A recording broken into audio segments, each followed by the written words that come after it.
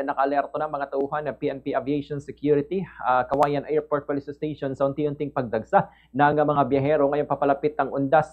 Sa panayam ng Buong Radyo Kawayan kay Police Lieutenant Ricardo Lapay, ang Assistant Chief of Police, na sinabi nitong 2 linggo bagong undas ay nakatanggap na sila ng direktiba mula sa Regional Office upang paigtingin ang seguridad sa paliparan. Ayon kay Lapay, maigpit na nakatutok ang kanilang hanay sa Gate 1 na paliparan kung saan limitado lamang ang maaari makapasok, partikular na ang mga otorisadong tao at yung mga lehitimong pakay sa loob ng airport premises.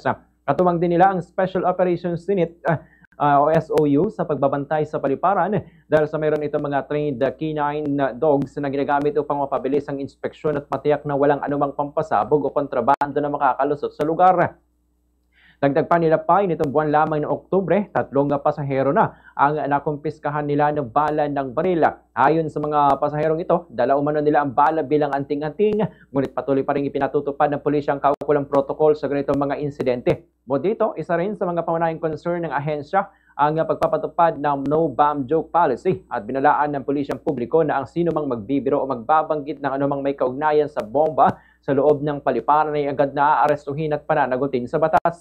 Paalala rin nila pa sa mga biyahero na dumating sa paliparan ng hindi bababa sa 1 oras at 30 minuto bago ang flight upang maiwasan na malate at maiwanan ng biyahe. Ganitong bahagi ng pahayag ni Police Lieutenant Ricardo Lapay. Nandito yung mga SOU, yung Special Operation Unit na nagbabantay sa kapaligiran upang masigurado na ang airport ng Kawayan ay ligtas sa anumang hindi kanais-nais na gawain. Kasama nila may aso tayo dito na canine upang umamoy